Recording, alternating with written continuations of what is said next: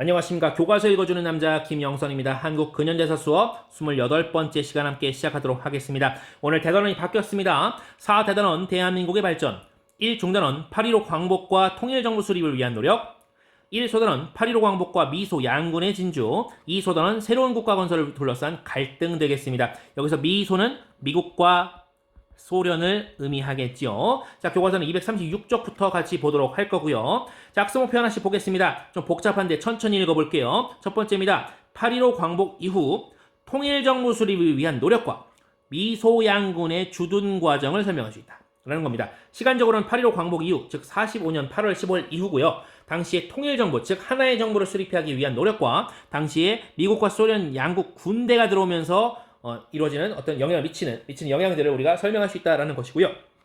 두 번째 갑니다. 모스크바 3국 외상회의의 결정을 둘러싼 좌우익 간의 대립과 그리고 이를 극복하기 위한 노력을 말할 수 있다. 대립과 극복 노력까지 얘기가 되겠고요. 무엇을 둘러싸고 대립했냐? 모스크바 3국 외상회의의 결정을 둘러싼입니다. 자, 이제 보시면 연표 보실게요. 45년 8월이 되면요. 8.15 광복 이후에 아주 숨가쁘게 돌아갑니다. 조선 건국준비위원회라는 것이 결성됩니다. 이 전에 있었던 여운형이 만든 조선 건국동맹을 중심으로 해서 만들어졌던 조선 건국준비위원회고요. 줄여서 건준이라고 부릅니다. 줄여서 건준, 짧죠. 자, 그리고 8월에 바로 소련군이 평양에 바로 진주 들어오고요. 다음 달에 바로 미군이 서울로 진주하게 들어오게 됩니다. 북쪽에는 소련군이 평양으로, 남쪽에는 서울에 미군이 들어오게 됩니다. 그해 10월, 11월쯤 해서 이제 이승만, 김구 등이 각각 귀국하게 되고요. 12월이 되면요. 모스크바 3국 외상회의라는 것이 열립니다. 여기 한국 없어요. 세 나라의 외상, 즉 외교부 장관, 지금은 뭐 한국으로 치면 외교부 장관들이 모여서 회의를 하게 됩니다. 무슨 문제를 두고? 한국의 문제를 두고 말이죠. 자, 46년 3월 되면요. 제1차 미소공동위원회라는 것이 개최가 되고요.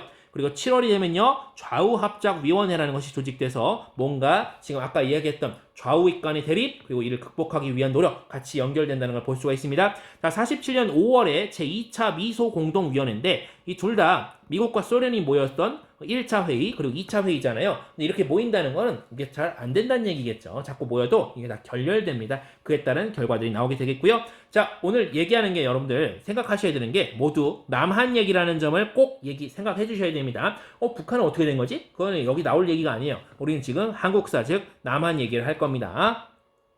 자, 오늘 용어 보시면요. 8.15 광복, 조선 건국준비위원회 줄여서 건준, 그리고 38도선의 불알, 그리고 모스크바 3국 외상회의, 미소 공동위원회, 좌우합작운동까지 아까 살펴봤던 거 살짝씩 다시 한번 되살려봤고요. 자, 오늘 첫 번째 내용은 이렇습니다. 바로 동상이몽 되겠습니다. 같은 침대에 있지만 같이 누워있지만 다른 꿈을 꾸고 있는 거죠. 서로 속 안에 품고 있는 생각이 달랐다는 겁니다. 자, 보시면 건국 준비해야 되는데 미국과 소련이 분할 주둔, 즉 한반도를 분할시켜서 주둔하게 되었습니다. 그런 상황에서 당연히 동상이몽이라는 단어가 나올 수밖에 없겠죠. 자, 첫 번째 문제 가도록 하겠습니다. 광복 직후에 건국 준비는 어떻게 이루어졌나라는 것인데요. 먼저 한국인들의 움직임입니다. 보시면 아까 봤어요. 조선 건국준비위원회라는 것이 결성이 됩니다. 여기에는요, 우리 조건동을 만들었던 여운형 선생, 그리고 안재홍 선생을 중심으로 해서 만들어진 게 바로 건준이고요. 건동을 중심으로 조선 건국동맹 바탕으로 결성됐다는 거 말씀드렸죠. 자, 이들이 만들어질 때, 건준이 만들어질 때 이들의 어떤 연설문이 있어요. 우리는 이런 취지로 만든다라는 것인데 거기에 이렇게 나와 있습니다. 혼잡한 협동기관은 아니다라는 표현이 나오면서 이 말은 친일파는 제외하겠다. 하지만 그를 제외한 다양한 정치 세력은 모두 포섭 내지는 포용하겠다. 이것을 망라하겠다라고 하는 그런 정부 수립 계획을 만들게 됩니다. 말 그대로 건국을 준비하는 위원회니까요. 그리고 9월 6일에 바로 나라를 세워버립니다. 그 나라 이름이요. 조선인민공화국입니다. 조선인민공화국 나라 이름이에요. 이렇게 만들었어요. 그리고 지방에 있는 전에 있던 조선 건국동맹 있죠? 그 지부가 있었겠죠? 그것을 모두 인민위원회라는 것으로 개편하게 됩니다. 그리고 주석에 이승만, 그리고 뭐 내무총장인가? 거기에 김구 선생을 또 추대하게 되는데 두 사람 다 이것을 그냥 무시합니다. 자, 아무튼 이런 식으로 조선 건국준비위원회 움직임이 있었다라는 것이고요. 그 외 세력은요, 조선 공산당이란 게 좌파 쪽에서, 그러니까 사회주의적 계열에서, 그리고 한국민주당이 또 우파 계열에서, 즉 민족주의 계열에서 각각 창당되고요. 이승만, 김구 등의 국외 독립운동 세력은 이쯤에서 11월, 12월 이때쯤 해서 10월이었나? 아까 연표 있었죠? 그쵸? 10월, 11월 이쯤에서 속속들이 귀국하게 됩니다. 자, 근데 이때까지만 해도요, 이견이 있더라도 대체로 좌우를, 즉 사회주의와 민족주의를 모두 아우르는, 모두 망라한 하나의 정부, 즉 통일된 정부를 수립하려고 지향했다라는 것입니다. 그거 한번 기억을 해주시고요. 자, 그런데 2번 가볼게요. 38도선 획정의 경우, 획정은 이제 그어졌다는 거죠. 자, 38도선 획정은요, 2차 세계대전 말에 이미 미국과 소련이 둘이서 합의해서 결정해버렸어요. 한반도에 있는 38도선 긋는 거 말이에요. 한국 사람이 결정한 게 아닙니다. 자, 그래서 광복 직후에 3번입니다. 광복 직후 38도선 이북과 이남의 정치 상황을 봐야 돼요. 이미 미국과 소련은 일본이 항복하기 이전부터 이 한반도를 쪼개먹을 생각을 하고 있었기 때문에 어떤 식으로 이제 정치 상황이 굴러가는지 보겠다는 건데, 먼저 북한이 아무래도 북쪽에 있으니까 위에다 쓴 거예요. 일단 소련군이 먼저 들어왔습니다. 북한 지역에. 소련군이 평양으로 들어왔죠. 이들은요, 간접 통치를 표방합니다. 근데 남한은요, 미군이 들어왔는데 직접 통치를 표방합니다. 그래서 소련군 같은 경우는요, 간접 통치를 내세워서 행정권은 누가 갖느냐? 조건동의 지부가 바뀐 인민위원회 그쪽에 넘기고 인민위원회 행정권을 넘기고, 소련은 누구를 통해서, 그죠? 김일성을 통해서 영향력을 행사하는 그런 시스템으로 진행되게 됩니다.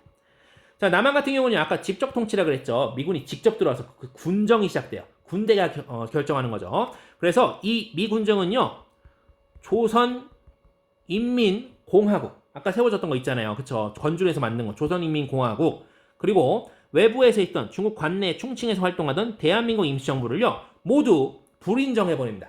야, 그건 너희 대표성을 띠지 않아. 모두 불인정. 우리가 직접 통치하겠다 하면서 미군정 시작되는 거예요. 특히 그 과정에서 무슨 일이 벌어지냐면, 조선 총독부에 있던 관료들과 그리고 당시에 일제 경찰들이 그대로 자리를 유지합니다. 그것을 유임한다라고 표현해요. 그리고 한국민주당 등, 즉 우익 세력을 적극 활용해서 현상 유지 정책을 실시합니다.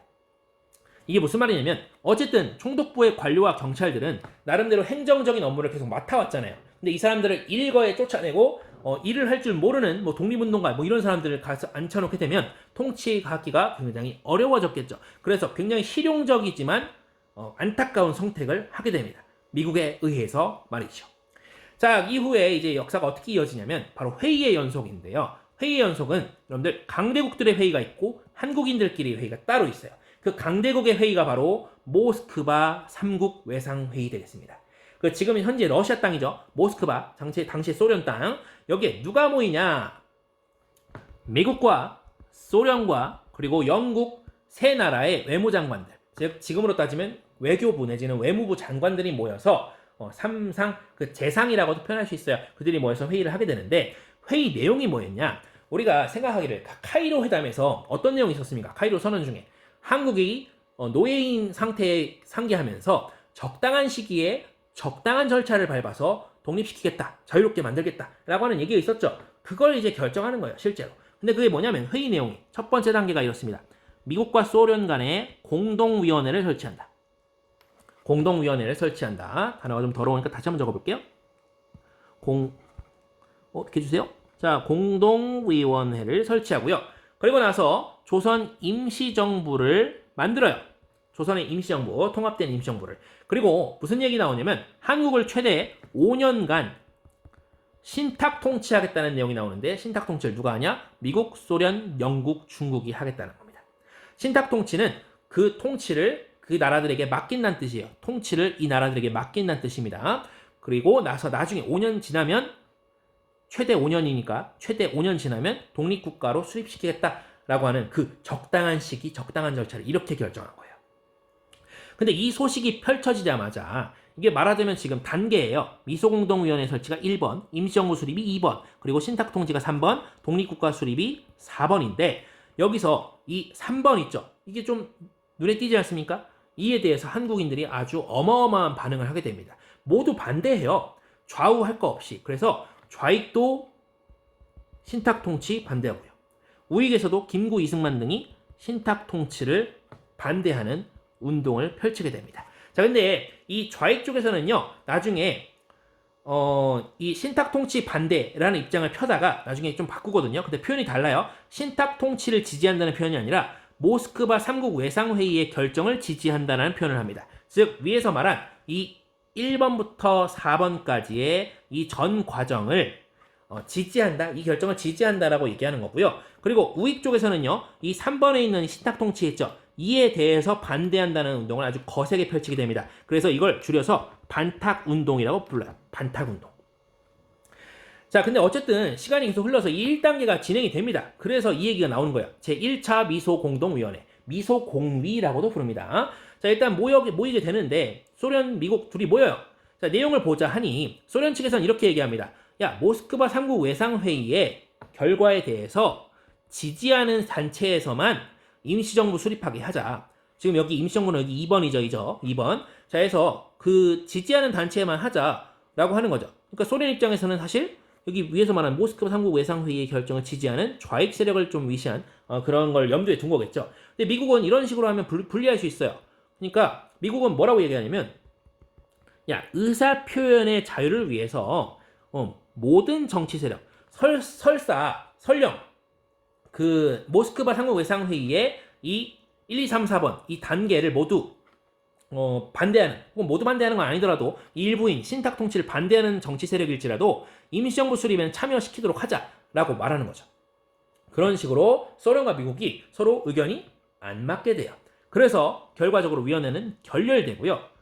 미 군정은 이제 뭘 하기 시작하냐면 중도 세력을 지원하기 시작합니다. 중간에 있는 세력들, 온건한 세력들, 막 우파, 좌파 이게 아니라 중도에 있는 사람들. 그리고 여기에 대해서 조선공산당, 즉 사회주의 세력은 조선공산당은 미국에 저항하기 시작하고요. 그 사이에 이승만 전 대통령은 정읍 발언이라는 걸 통해서 남한만이라도 정부를 수립할 수 있어야 된다라고 하는 아주 폭탄 발언을 하게 됩니다. 그게 46년 6월이었습니다.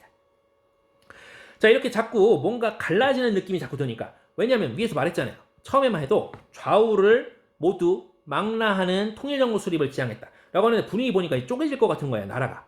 그러다 보니까 좌우 합작 운동이라는 게 들어오게 됩니다. 이게 어떻게 됐냐? 아까 말했던 그 미군정이 중도 세력 지원하는 거 있죠? 이게 좌우 합작 운동으로 이어지는 겁니다. 주도했던 거 누구겠어요? 당연히 중도 좌파의 세력 여운형 선생 나오고요. 그리고 여기 여러분들 김규식 선생이 같이 들어오게 됩니다.